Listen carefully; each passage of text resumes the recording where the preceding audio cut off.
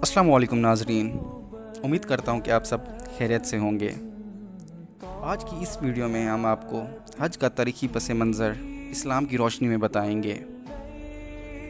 حج ارکان اسلام کا 5واں رکن ہے جو ہر صاحب استطاعت مسلمان پر زندگی میں ایک دفعہ فرض ہے۔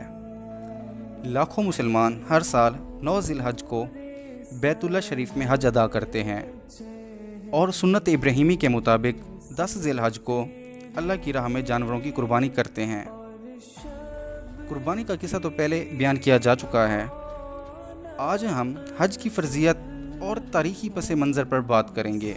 حضرت آدم علیہ السلام کی زمین پر مبارک آمد کے بعد اللہ تبارک و تعالیٰ نے ان کو پہلا حکم زمین پر بیت اللہ شریف کی تعمیر و تکمیل کا دیا تھا، جو آپ علیہ السلام نے پورا بھی کیا، لیکن مکمل اور حتمی طور پر بیت اللہ شریف کی تکمیل حضرت ابراہیم علیہ السلام اور ان کے پیارے فرزند حضرت اسماعیل علیہ السلام نے کی۔ جب اللہ تبارک و تعالیٰ کے حکم کی تعمیل کرتے ہوئے حضرت ابراہیم علیہ السلام نے اپنی اہلیہ حضرت بی بی ہاجرہ اور اپنے بیٹے حضرت اسماعیل علیہ السلام کو قدیم مکہ کے صحرا میں چھوڑا، وہاں ان کے ہمراہ بہت کم کھانا اور پانی تھا جو کہ جلدی ختم ہو گیا۔ حضرت اسماعیل علیہ السلام ابھی بچے ہی تھے، لہٰذا ان سے پیاس کی شدت برداشت نہ ہوئی اور وہ رونے لگے۔ ماں سے بچے کی یہ بے چینی دیکھی نہ گئی اور انہوں نے پانی کی تلاش میں صفا اور مروہ کی پہاڑیوں کے ساتھ چکر لگا ڈالے، لیکن پانی کہیں نہ ملا۔ اسی اثناء میں خداوندی نے جلال دکھایا اور جس جگہ بچے نے پیاس کی شدت سے ایڑیاں رگڑی تھیں وہاں سے پانی کا چشمہ رواں کر دیا گیا، جو کہ آج بھی رواں ہے، جسے ہم آب زمزم کہتے ہیں۔ اس وقت مکہ بالکل غیر آباد تھا۔ پانی دیکھ کر وہاں جرم نامی قبیلہ آ کر آباد ہو گیا۔ اسی قبیلے کے لوگوں کے درمیان حضرت اسماعیل علیہ السلام نے بچپن گزارا اور اسی قبیلے کی نیک سیرت خاتون سے آپ کی شادی ہو گئی۔ قرآن کریم میں بیان ہے، پھر اللہ کے حکم کے مطابق حضرت ابراہیم علیہ السلام نے اپنے بیٹے حضرت اسماعیل علیہ السلام کے ساتھ خانہ کعبہ کی تعمیر شروع کر دی۔ جب خانہ کعبہ کی تکمیل مکمل ہوئی اور کعبہ کے مشرقی کونے میں حجر اسود کو نصب کیا گیا، اسی وقت اللہ کے حکم سے جبرائیل علیہ السلام آپ کے پاس وحی لے کر نازل ہوئے اور حضرت ابراہیم علیہ السلام سے فرمایا کہ اب آپ جائیے اور تمام لوگوں کو حج کی ادائیگی کا حکم دیں۔ اس کا ذکر قرآن پاک میں سورہ بقرہ کی آیت نمبر 124 اور 127 میں آیا ہے۔ حضرت ابراہیم علیہ السلام کا قد 27 فٹ لمبا تھا، لیکن جو کعبہ حضرت ابراہیم علیہ السلام نے تعمیر کیا تھا اس کی اونچائی 96 فٹ اور چوڑائی 67 فٹ تھی۔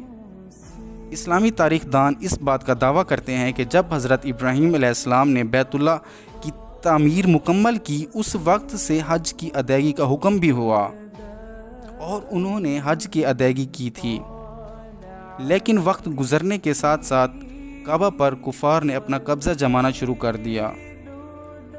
حضرت محمد صلی اللہ علیہ وسلم اور اسلام کی آمد سے قبل کفار مکہ نے خانہ کعبہ کو اپنی عبادت کا مرکز بنائے رکھا۔ جب کعبہ کفار مکہ کی زیر پرستی تھا اور قبیلہ قریش جو ہر سال حج پر آنے والوں کی خدمت پر مامور تھے، اس وقت کفار مکہ نے حج کی ادائیگی میں کچھ خود ساختہ رسومات کا شمار کر رکھا تھا جو کہ حضرت ابراہیم علیہ السلام سے منسوب نہیں تھیں۔ وہ صفا اور مروہ کی پہاڑیوں کے درمیان چکر نہ لگاتے، نہ ہی میدان عرفات میں جمع ہوتے۔ کچھ لوگ تو حج کی ادائیگی کے دوران مکمل خاموش رہتے اور سوائے قبیلہ قریش کے آنے والے تمام لوگ بے لباس ہو کر خانہ کعبہ کا طواف کرتے تھے۔ حضرت محمد صلی اللہ علیہ وآلہ وسلم نے اسلام کی تبلیغ کے ابتدائی دور میں ہی حج کے لیے آنے والوں کی اصلاح کی اور انہیں ایسی بے سودہ رسومات کی ادائیگی سے منع فرمایا۔ 630 عیسوی میں فتح مکہ کے بعد حج کی ادائیگی کی ابتدا رسول صلی اللہ علیہ وآلہ وسلم نے 630 عیسوی میں ہی کی۔ آپ صلی اللہ علیہ وآلہ وسلم نے خانہ کعبہ کو بتوں سے پاک کیا۔ اگلے سال نبی کریم صلی اللہ علیہ وآلہ وسلم کے حکم کے مطابق حضرت ابوبکر صدیق نے 300 मुसलमानों को हज की अदायगी कराई, जिसका खुतबा शेर खुदा हज़रत अली रज़ी अल्लाह ताला अन्हु ने दिया। हज़रत अली ने खुतबे के दौरान इस्लाम की पाक रिवायत और हज की नई रसूमात से आगाह किया और ख़ास तौर पर फरमाया कि किसी को बरहना हालत में काबे में दाखिल होने की इजाज़त नहीं होगी। हज़रत मोहम्मद सल्लल्लाहु अलैहि वसल्लम ने ज़िंदगी में सिर्फ़ एक हज अदा किया, उसके चंद साल बाद ही आप इस दुनिया फ़ानी से विसाल फरमा गए। हज़रत इब्राहीम अलैहिस्सलाम से होते हुए ये सुन्नत हमारे प्यारे नबी करीम सल्लल्लाहु अलैहि वसल्लम तक और उनसे आज तक इस दुनिया में कायम है। आज भी हर साल लाखों फर्जंदान इस्लाम हज अदा करते हैं।